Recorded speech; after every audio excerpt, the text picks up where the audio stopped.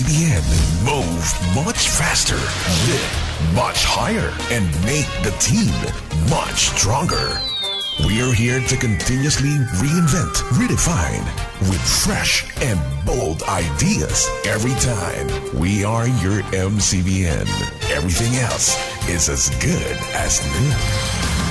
Ika'y nakikinig sa himpilan ng lahing kayawanggi. PinoyRadio.com. Today's best of Filipino music. All day, every day. PinoyRadio.com. We would like to express that the opinions, views, comments, and suggestions of the host in this program are purely their own and do not reflect those of Pinoy Radio. Ito po ang inyong palatuntunang Radyo Filipino, ang Talakayan, ang tinig ng Pilipino sa Toronto na sumasa inyo tuwing Sabado alas 11:30 ng umaga hanggang alas 12:30 ng tanghali dito sa himpilan ng Pinoy Radio. Layunin ng programang ito na makapagbigay ng kasiyahan at makapagdulot ng kaalaman, hatid ng paliwanagan at pagbatikos sa mga issue at problemang dumarating sa ating pang-araw-araw na buhay dito sa Canada. Kapayapaan, katotohanan at kalutasan ng mga suliranin ang aming hangad na ibigay sa inyo. At ngayon, ikinagagalak ng Pinoy Radio na ihatid sa inyo ang Talakayan. Radyo Filipino, ang Talakayan. Nakikinig po kayo sa Talakayan, ang tinig ng Pilipino sa Toronto. PinoyRadio.com. Welcome to Dr. V. Santiago and Associates Family Dentistry. Complete dental care, general and specialty dentistry with trusted team of doctors, surgeon, periodontists, and dental hygienists. Now with 2 locations to serve you in the Greater Toronto area. Main branch at Toronto office, Rosedale Medical Clinic, 600 Sherbourne Street, Suite 307, Toronto, and its new office and clinic at Mississauga Marketplace Plaza, 4555 Herentaria Street, Unit C11. To learn more about Dr. Santiago and the Family Dentistry Canada, visit them online with their new website, thefamilydentistry.ca. For a TLC way of treatment, call 416-967-9272 or 905-272-3455. Dr. V. Santiago and Associates Family Dentistry. Kumusta kabayan? Ito si Rafael Nebres, General Manager ng Action Honda. Para makatipid, mapabilis, pagbili ng Honda sasakyan, kami laging may paraan. Laging may sales events at promotion, tama sa iyong kakayahan. Please call us at 416-281-1234, 416-281-1234. Bibili ka o hindi, it's always my pleasure to talk to kababayan. Mabuhay!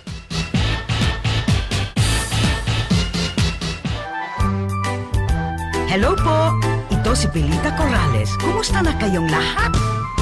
Sa yumak na magsama-sama ipadala ang ating cargo. Serbisyo ay hindi nagbago. Ang yumak ay totoo. Saan pa man ang iyong pamilya, ang yumak ay mayroong serbisyo. Kahon ninyo'y walang peligro. Darating, maayos at magaling. Kahit anong ginagawa ninyo, makinig muna sa masayang tropa ng Talakayan. PinoyRadio.com. Ako po si Jess Cabrias na bumabati ng isang napakamaganda at mainit na umaga. Sa nakikinig sa amin sa kasalukuyan, huwag bibitiw, manatiling nakatutok sa Talakayan Radyo Filipino. Ito naman po si Bobby Atchacon, ng IT Coordinator ng Talakayan, na bumabati ng magandang umaga. Maganda nga ba? Maganda. Maganda ang umaga ngayon ni Nelson. Magandang umaga po sa inyong lahat at maganda nga ang panahon dito. Hindi pa masyadong mainit pero hindi naman daw iinit ngayong araw na to. Magandang gabi naman sa umuulan na Pilipinas. And this is Tony San Juan, your political commentator, saying welcome back or welcome again to our 1 hour of Talakayan Radio Filipino. Nelson. Ang nagpapasalamat ng Talakayan sa aming mga kaibigan at katoto at sa inyong pakikinig sa aming palatuntunan. Naway manatilik ang inyong pagtitiwala at pagtaguyod. Nangangako po kami na pagbubutihin ang pagdulot ng kaalaman at kasiyahan sa inyo. Ang ating pong panauhin sa araw na ito ay isang matagal ng kaibigan, maganda, mayumi, at Pilipinang-Pilipina. Tony, pakilala mo nga. Okay, we have a very, very special guest today, and very special because in one way or the other has been in our community for so long, and very active also in community activities. Rowena is a proud Bramptonian, inspired by community and driven by a passion to change the culture of politics. That's the culture of politics, to move out a city forward. Rowena is a community leader known for her grassroots organizing ability to engage and bring people together. She has mentored and trained countless youth to the politically active across the GTA. As a director with the Ontario NDP, she's an NDP, she has managed over a dozen campaigns, including the NDP's historic breakthrough with Jagmeet Singh in 2011 and Gurpreet, I hope I'll pronounce this correctly, Gurpreet Dillon in 2014. Before politics, she worked in a number of top tier corporation, systems management at Magna, wow, financial analysis at the Royal Bank, wow, and brand management with General Mills, She was also the project manager of corporation citizenship with Imagine Canada, and executive director of Imagine. That's with an E, not with an I. Rowena holds a BBA degree from the Schulich School of Business, and a master's from the London School of Economics, UK. Wow. Okay. Over the years, Rowena has volunteered as a board member for numerous non-profit organizations, including Equal Boys, Brampton Focus, and StandUpBrampton.com. I hope Brampton will really stand up with Rowena there.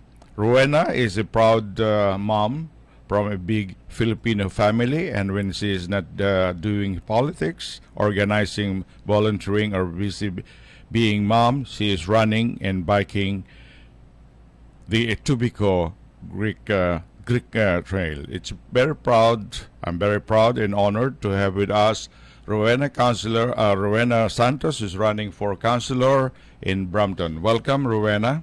Thank you so much. Maraming salamat. It is really good to be here. Thank you, everyone, for having me. And it's very good to be back. Yeah. Marunong ka pang mag-Tagalog, or you can just express utay-utay or small. Only small. What is really interesting is when I completely understand Tagalog, 100%.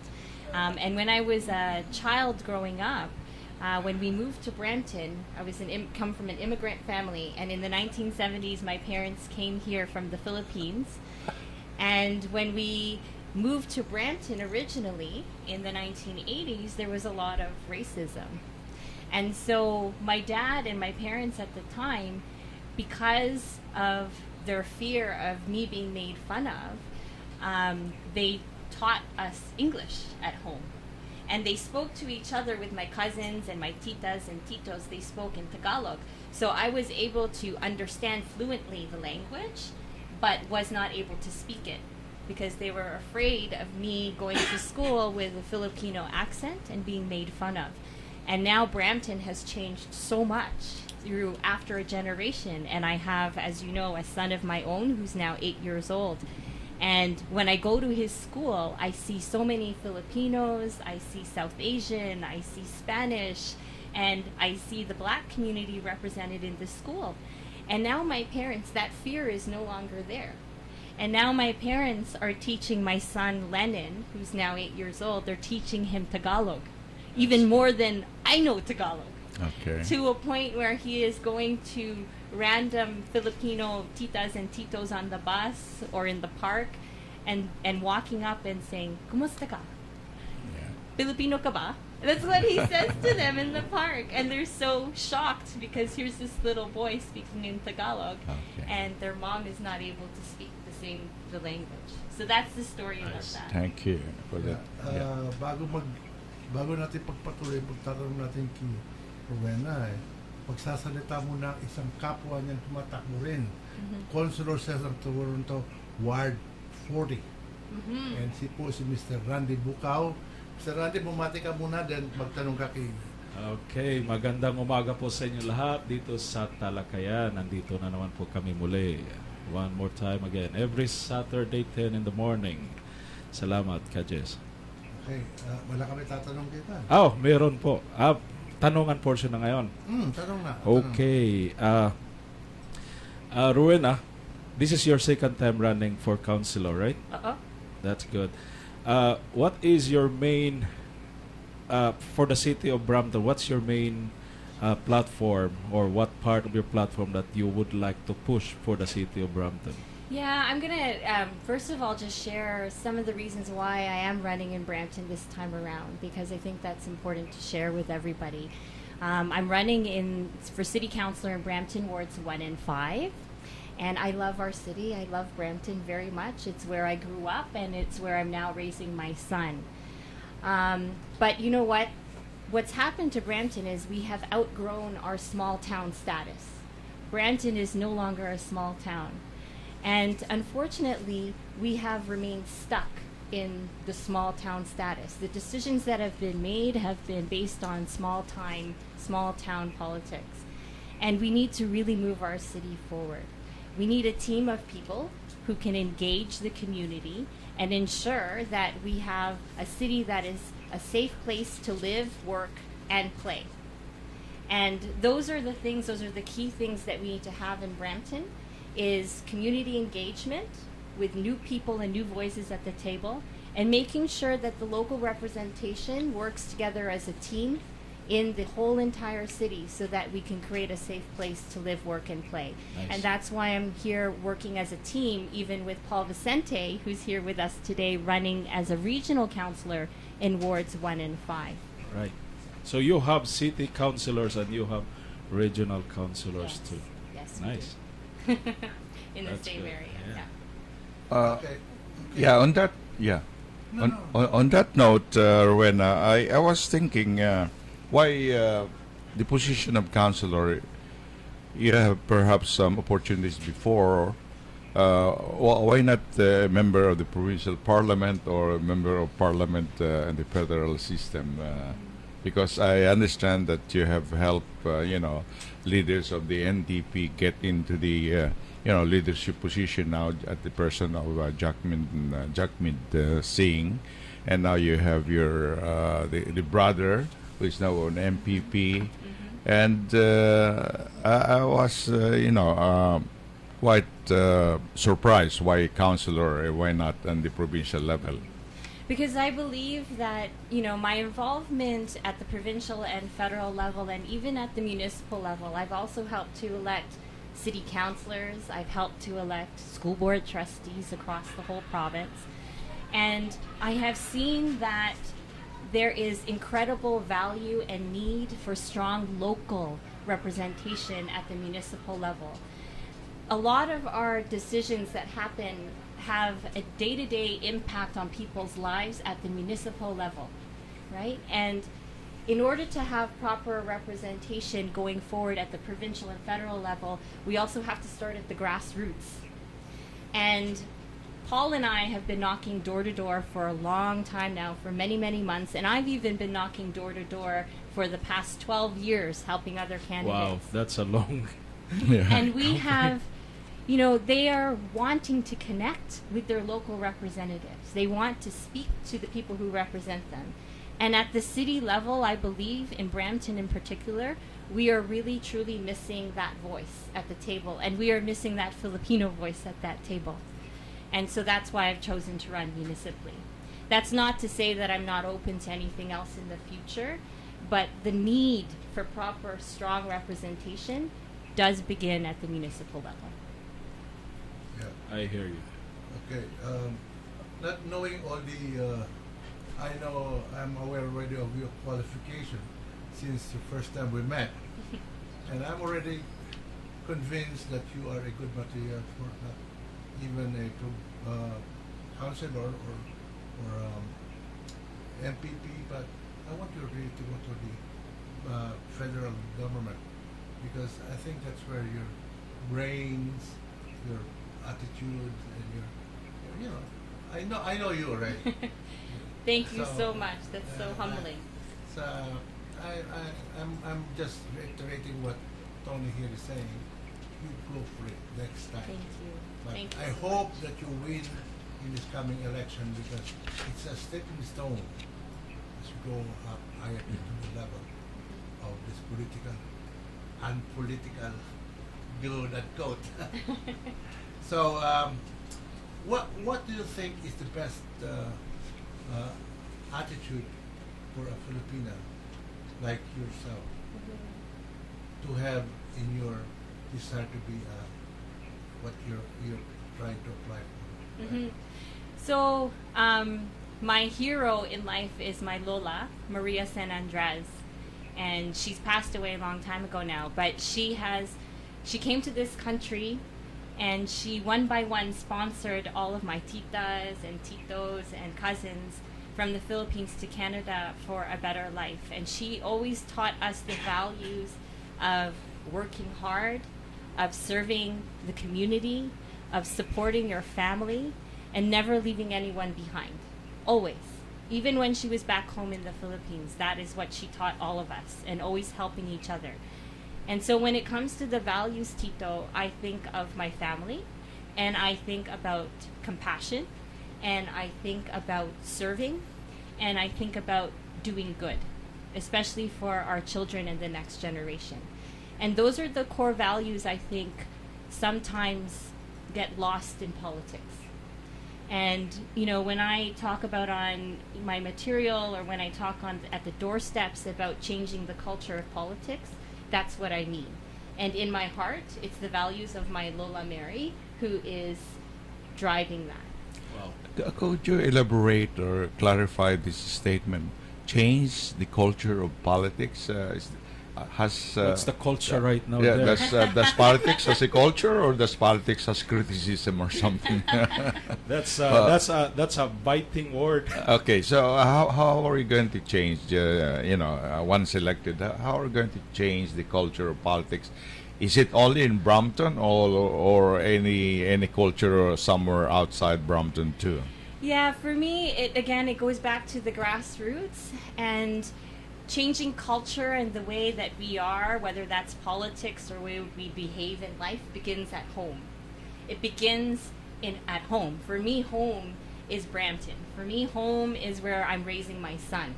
And so part of changing that culture is actually behaving in ways that, we always say you have to treat each other the way that you yourself would like to be treated. And I think that changing the culture of politics means accepting everybody, being compassionate, and making decisions on behalf of the people that you represent for their best interests and for the good. And if you have that at the heart of what you're doing as a leader, you will constantly be serving the community versus just making it about yourself. Very good. I have another question, Rowena. Brampton and Toronto, they don't meet in the borders. They have no borders, because Brampton is what? What's south of Brampton? Mississauga, right? There's Mississauga. The only border that is touches Brampton is Toronto. What's that? Is there? Etobicoke. So there is Etobicoke and Brampton? Yes. Okay. The reason I asked this because it was in the news, I think that was Thursday when I was driving to work. And there's a common problem in Toronto and Brampton. And let me ask your take here. The same as violence in Brampton City. Mm-hmm. It's like becoming like a small Toronto or next to Toronto in crime rates for GTA. So what's your take in that? Where are you sitting or standing right now as a councillor candidate? Yeah, it's sad because every single day Paul Vicente and I go canvassing, and we're talking to every corner of the neighborhood in wards 1 and 5, and even across the city of Brampton. And we are hearing in every single door that crime is an ongoing issue. And violent crime in particular is an issue in Brampton. Every time you turn on CP24, there's a gun shooting or a stabbing or somebody's gone missing from Brampton. It's giving our city a little bit of a bad reputation. Even that little boy That's a couple days ago, right? Which there's now a GoFundMe page to support the family for that. But the other crime is speeding in the neighborhoods and speeding and breaking and enters. So in terms of crime, what is interesting is that the average number of police officers in the country that or any major municipality should have is 188 police officers in any major municipality. Do you know how many are in Peel region? 139. Lesser. Right? We are but below you average. You don't have your own police. You're part of Peel region, Correct. right? Yeah. Right? And then we are a booming city. So there's an immediate need for more police officers in the city, especially in a growing municipality like Brampton and Peel region. But on top of that, many of the services and community programs that once existed in Brampton were cut. Things like Neighborhood Watch, Safe Cities Brampton, and programs for our young people. And 3 years ago, that funding was cut. And since then, we've seen crime escalate, particularly amongst the young people in our city. I guess when you are and Paul be part of the council, both city and regional, you can put that back then. Yes, we hope so. And in fact, we're doing it now. Just because the city cut the funding for programs like Neighborhood Watch, Paul Vicente and a number of community activists in the community, we decided to try to continue to push Neighborhood Watch in the city. So there is a community group called Neighborhood Watch Brampton that we are trying to still push forward. Speaking of boundaries, what are the boundaries in your ward? Ward 1 and 5, did you say? Yeah, so wards 1 and 5 are bordering to the very east of Brampton, or borders to the Highway 410, and then to the west is Mississauga Road, and then to the south is Queen Street all the way to Beauvert. It's one big rectangle. So you're just north of downtown then? Correct. Yeah, and parts of downtown Brampton, including the Rose Theatre, are part of wards 1 and 5. And what is the current voting population in terms of distribution or something? So there are about just over 50,000 voters. For these 2 wards? Correct. For the 2 wards, there's about 50,000 voters in wards 1 and 5.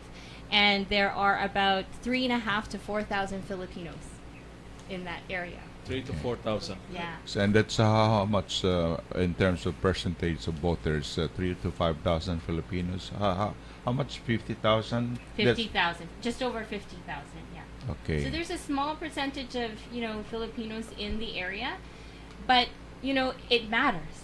But and that's still lots if Filipinos they put Jollibee there. Absolutely, absolutely. If they put Jollibee there, that's lots of people. Yes. But it's in Mississauga, right? Yeah, that's a little far though. Okay. From downtown Brampton. Okay. Yeah. It makes a difference in municipal elections.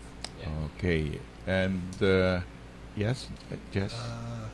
Magpapatuloy tayo sa tour natin. Pero kakanta muna tayo. Pahinga ng konti. Relax na to. Okay, thank you. Hanap buhay mo na po. Continue. Kumusta kabayan? Ito si Rafael Nebres, General Manager ng Action Honda. Para makatipid, mapabilis, pagbili ng Honda sasakyan, kami laging may paraan. Laging may sales events at promotion, tama sa iyong kakayahan. Please call us at 416-281-1234, 416-281-1234. Bibili ka o hindi, it's always my pleasure to talk to kababayan. Mabuhay!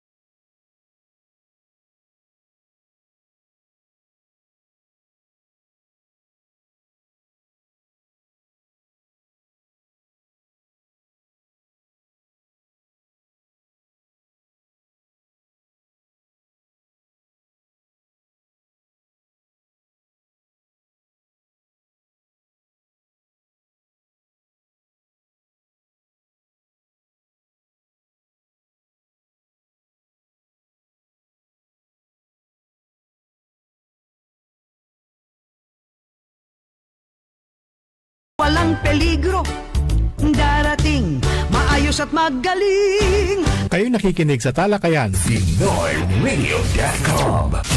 Welcome to Dr. V. Santiago and Associates Family Dentistry. Complete dental care, general and specialty dentistry with trusted team of doctors, surgeon, periodontist, and dental hygienist. Now with 2 locations to serve you in the Greater Toronto area. Main branch at Toronto office, Rosedale Medical Clinic, 600 Sherbourne Street, Suite 307, Toronto. And its new office and clinic at Mississauga Marketplace Plaza, 4555 Herentaria Street, Unit C11. To learn more about Dr. Santiago and the Family Dentistry Canada, visit them online with their new website, thefamilydentistry.ca. For a TLC way of treatment, call 416-967-9272 or 905-272-3455. Dr. V. Santiago and Associates Family Dentistry.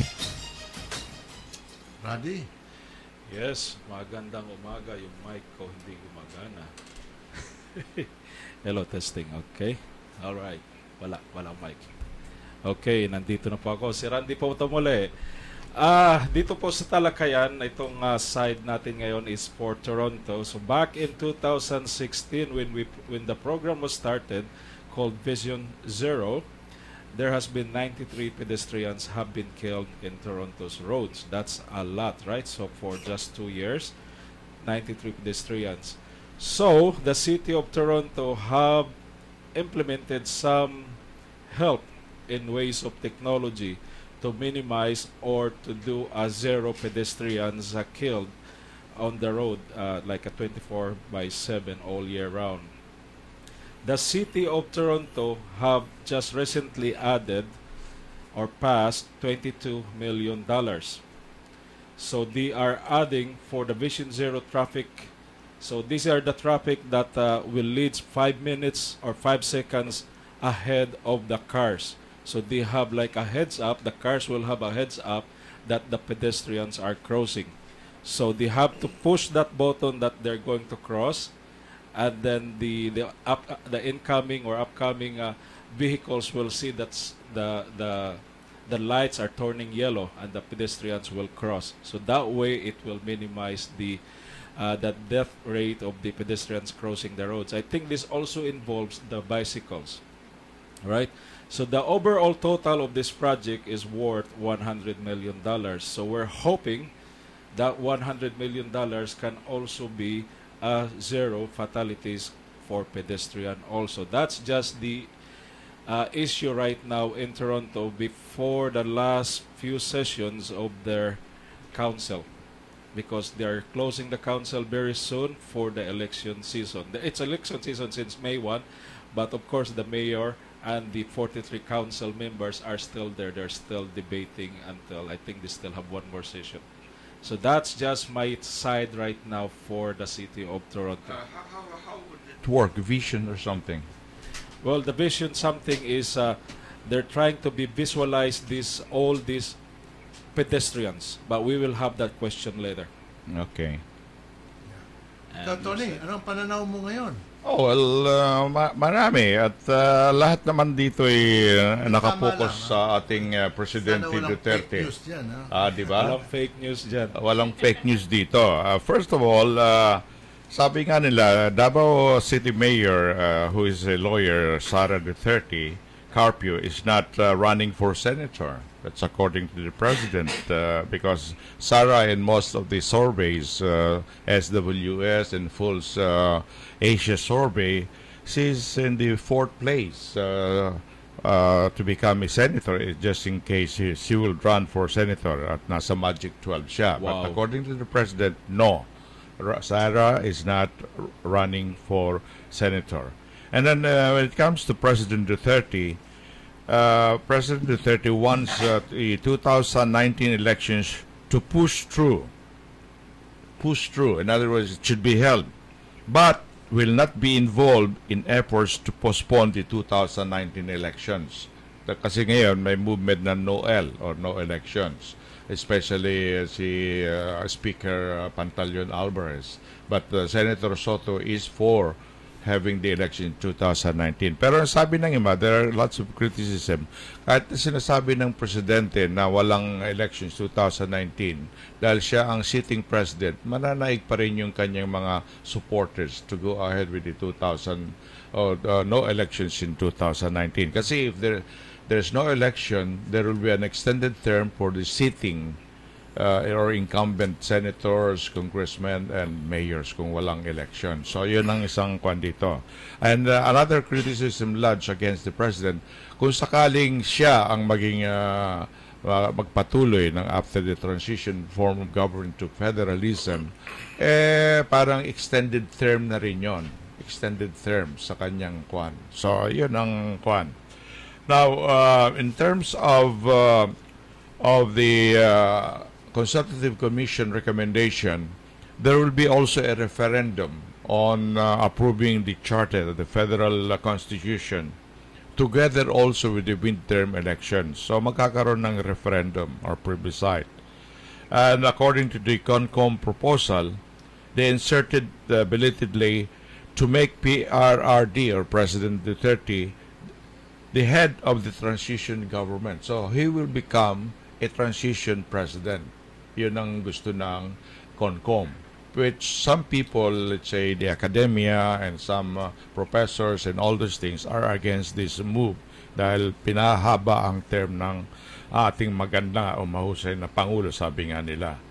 Now, the transition leader should be elected according to the proposal also, but since you have the sitting president, so malaki ang kanyang malamang na maging siya rin ang transition president. Now, kung tatakbo si President Duterte, ang napipili nilang katandim niya ay si former Senator Bongbong Marcos. Yan ang malaking issue sa Pilipinas. So, kung maging Vice President si Marcos in the transition form government, paano kung magkaroon ng natawag na dislocation or disturbance in terms of assassination? The ibang parte ang magiging presidente, which would not be against the wishes of the people. Yan ang mga sinasabi nila. So there are many also groups who are against amending the constitution into federalism. Sabi nila wala namang masama sa 1987 constitution Kailangan lang there's some sort of tweaking it na kung ano may yung diferensya try to resolve it or something. At ang pag-postpone ng 2019 midterms elections is not a good approach by the supporters of the administration. Now, in terms of a vote, to be able to have what we call a new constitution, it must have a 3/4 vote of all its members that may be convened in Congress. Pero against ang senator, kasi 24 senators lamang tayo in terms of unitary form government, pero ang Congress malaki, there are more than 200. So there's an imbalance. So ang gusto ng kwan 50-50, 50% of the vote coming from the senators and 50% from the Congress, not necessarily combined into 3/4. Yan ang malaking issue sa kwan. And you would know that there are 3 ways of changing the Constitution. One is by Constituent Assembly, yun ang pinopropose nila. The senators, the Congress will be convened and then change the Constitution, or it may be through constitutional conventions, which is very expensive. It will cost billions. You will be electing representatives. And the third one is by people's initiative. People's initiative, we don't know that. It could be in the form of revolutionary action or something. But there is no enabling law to have this type of one. So, according to the survey, again, if you're gonna the constitutional change will not push through, according to some critics, because according to the survey, social weather station, only 1 in 4 Filipinos is aware of federalism. 1 in 4, so that's 25% out of 100 million Filipinos. And then the Pulse Asia survey says that 66% of Filipinos oppose the shift in the form from unitary form of government to federal government. So, yun lang po ang pananaw ni Tony San Juan for today. Bago natin magtanong kay Tony doon sa mga problema natin sa Pilipinas at mga sinabi ni Randy, kahit maputi na po ang buhok ko, kakantahin po ni Richard Poon.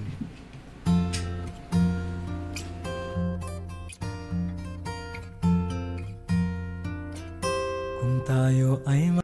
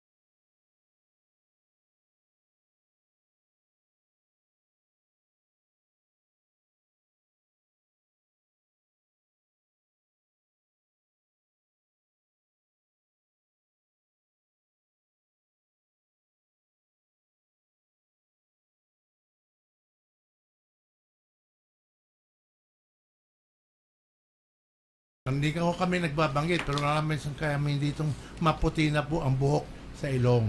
Kaya yan. Okay. Kaya sisimula tayong tumanong ngayon. Tatanungin ko muna si Katony. Katony, doon ba sa mga sinasabi nila na pag na-approve daw ang federal system, wala na daw amendment na marimangga. That's correct. Which is very, very dangerous. Indissoluble ang term nila, indissoluble. That means hindi maganda para sa akin. Kasi kung ang 1986 wala rin silang amendment, pero binabago nila in terms of bylaw. Bylaw nila sa different regions sila. That's correct. Yan lang. Pero ito sinasabi nila dito, walang amendment. That's correct. Which is very dangerous. Very dangerous nga. And then declaring martial law is part of that now. Of course. At there are 6 reasons why the president could declare martial law. Hindi kamukha ngayon in terms of rebellion, invasion, or whatever. Pero ngayon may mga dinadagdag din silang reasons or valid reasons to do that. Pero pwede namang gawing plebiscito. Magkano kaya ang gastos kapag gawin nilang plebisito? Ay, mga millions yan. Billions siguro.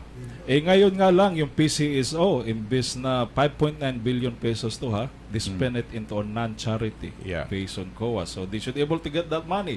This is just PCSO. Pero alalahan mo ang referendum plebiscite will have only 1 or 2 questions. Yes or no. Yes or no. Wala kang sabing, no, I don't want this, or you have to change this. Walang ganon. Yeah. So whatever Congress recommends, yes or no. Kung ano ang piniresent ng Congress. That's correct. Yun lang, yun, sa plebiscite. Alright. May limitation yun. At siguro nangangampanya na si Bongbong Yeah. Palagi ko din na nangangampanya si Bongbong. I have his email every time. He's already planning to be the next president. Ang kagandahan lang 8 years ago or 12 years ago pa yan. Ang kagandahan lang ng federalism kamukha sa Canada, yung resources ng a particular district or region, kamukha dito, probinsya, you have your own set of resources. And you can keep that. You don't have to transfer or the profits or the proceeds of that into the national government. So Pangalawa, ang against naman ng people, they can have double taxation because kamukha rin dito sa Canada may Ontario tax. Doon sa Pilipinas, national income tax at pero dito pag say sa Philippines, then you will have extra taxes. Yes. May problema diyan. Paano yung isang region na hindi, walang industrial mga planta ganon? Ang income nila maliit. Siguro, gugrupo nila sa mga malalaking urban areas. Kamukha, Same as halimbawa, here. Same ang as Cebu, magiging core, but masasakop na yung summer later on or whatever. Kagaya dito sa atin, Okay. like the small provinces, they spend their own means. That's all. Na-delineate na 18 regions eh. Maaring 18 regions, maaring 8 lamang. Depende siguro.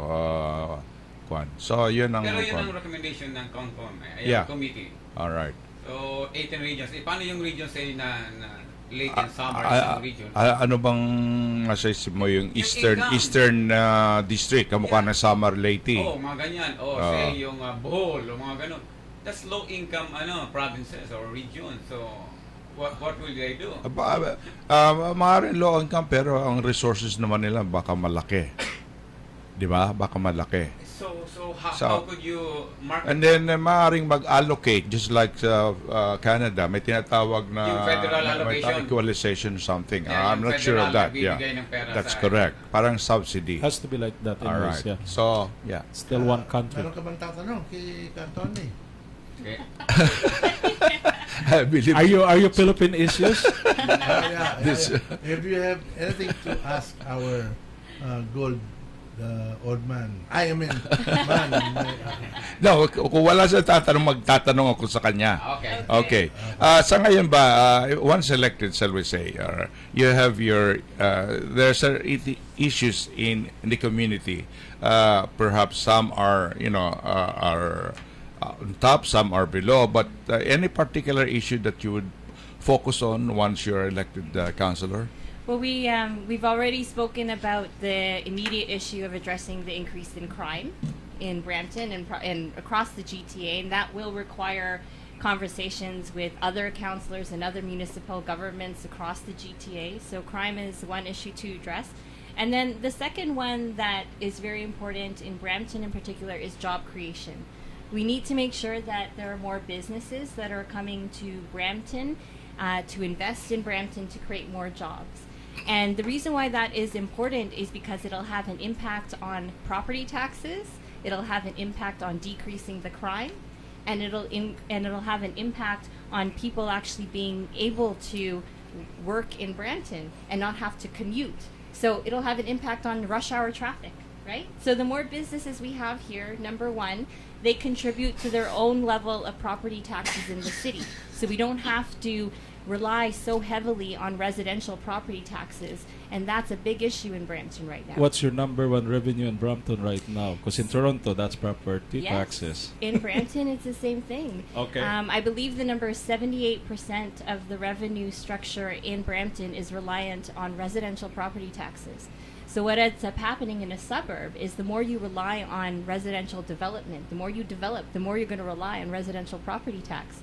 What we need is more businesses to come to Brampton so that they too can pay commercial property tax and offset that burden on residential property taxpayers. You mentioned about business or something, investment, something in business. How would you attract people, let's say, or American companies or let's say Canadian companies to go to Brampton? Are there some facilities or structures that would encourage them to invest in Brampton? Yeah, there are a couple of things. So one of the hurdles for a lot of the businesses to set up in Brampton are specific bylaws. So we have a lot of, if you know Brampton, near Kennedy, Clarence, and Orenda area, there are a lot of empty warehouse space. Industrial lands that used to exist that are no longer. But in order for businesses to actually redevelop those buildings, they have to pay a substantial amount of money to redevelop it. And it's a weird bylaw that they have to pay hundreds of thousands of dollars to kind of get it back into the zoning that it's supposed to be in.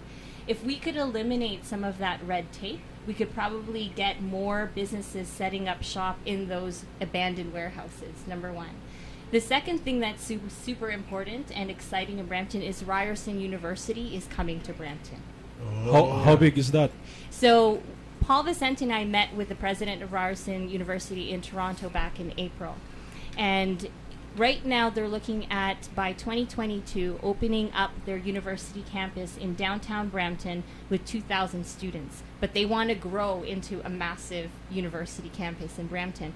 That's going to bring in a lot of jobs. And what's so exciting as well is that Mr. Lashemi, the president of Ryerson, had told us, because we asked him, okay, what's going to make the Ryerson Brampton campus so different from all the other campuses? And he said that he wants to make the Ryerson campus in Brampton the leader in curriculum for cybersecurity. Okay. And that does differentiate Brampton, and it even connects us to University of Waterloo on the GO train line, as well as their downtown campus in Toronto, which they want to expand into Brampton.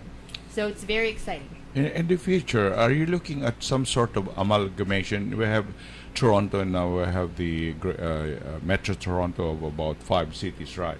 You look at in the future that Brampton will be the core, and there will be other cities that will form part of Metro Brampton, something like that, like with Caledonia. Well, what are the adjoining suburbs there? It would be like Peel region, as it is right now. Perhaps looking at, like, there's conversations of amalgamation with Mississauga, Brampton, and Caledon. Oh, okay. There are conversations about that. There are also conversations about making Brampton and Mississauga and Caledon out on their own. But there are a lot of costs associated with that, either way. Both of them are growing municipalities, and pretty soon we're going to be catching up to the size of Toronto. How's Amazon doing in Brampton? How is what, sorry? Amazon, I think they're doing well. They've created a significant amount of jobs, and they're doing very well in Brampton. But those are the businesses that we want to keep coming to Brampton, so that people don't have to, sit in rush hour traffic on the 410 to get to work.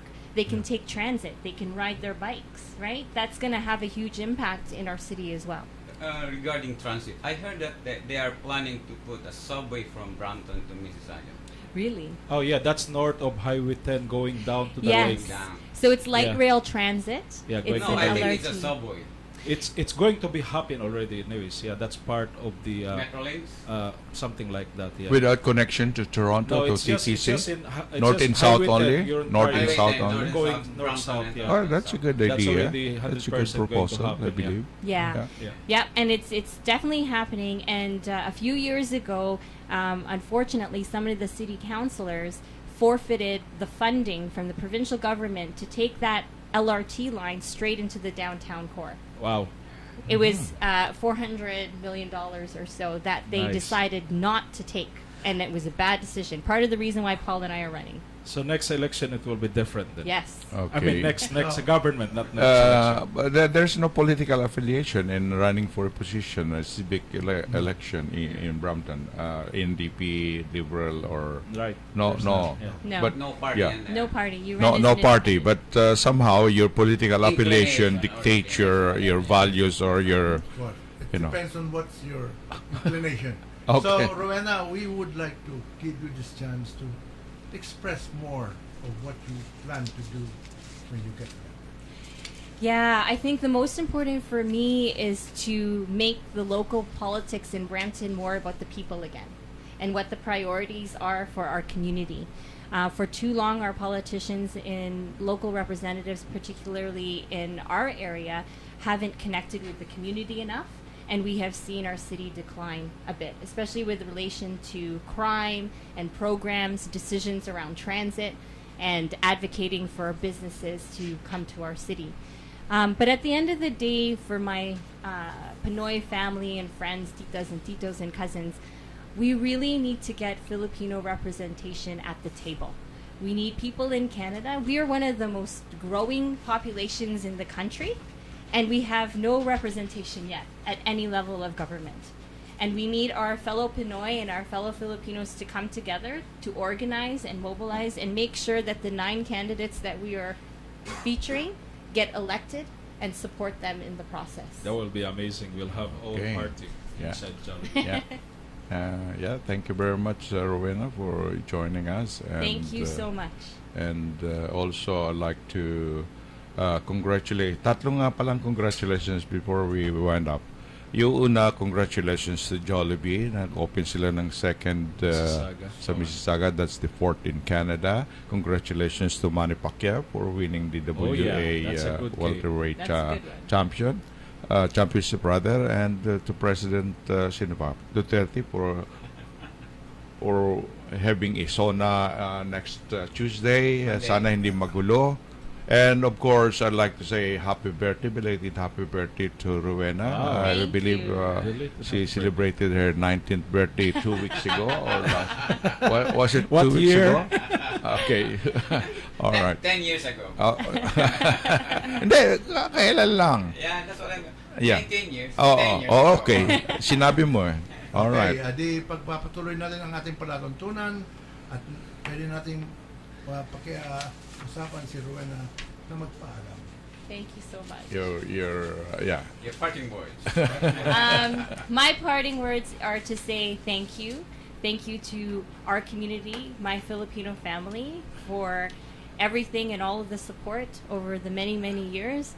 We could not do it without supporting each other. So thank you so much. And on October 22nd, all of our Filipinos in Wards 1 and 5, please vote for Rowena Santos and Paul Vicente. Okay, let's support Rowena then. Okay. That's in Brampton and Ward Brampton, yeah, Brampton. Wards 1 and 5. Ay, yung mga taga Mississauga, taga Toronto, at may kamag-anak sa Brampton and friends, also ask them to vote for Rowena. And Okay. also the candidate from Toronto. Yeah, okay. Also candidate from, like Randy Ward Bucao. 40. Ward 40, okay. Yeah, and also, but don't forget that Paul Vicente is also running for regional councilor Ward 1 and 5. Yeah. He's behind the camera. Yes, So behind he's the the camera guy, right now. Creating the most expensive flyers. Sa susunod si Paul will be behind the microphone, no longer behind the camera. He would be in the hot seat. Okay. So si Tony, Bobby. Oh, ito na po si Bobby. I'll see you on Saturday. All right. Ito naman po si Nelson. See you again. And this is Tony Savanon. We'll see you next week for another interesting discussion or conversation with Talakayan Radyo Filipino. Paalam na po. Good day. At ito po si Randy Bucao po. Check my website, voterandybucao.ca. If I don't see you at your doorstep in Ward 40 from today until October 22, check my website, voterandybucao.ca. Thank you. Hanggang sa susunod na Sabado kami po ay namamaalam na ano man ang ibig niyong talakayan namin sa aming palatuntunan.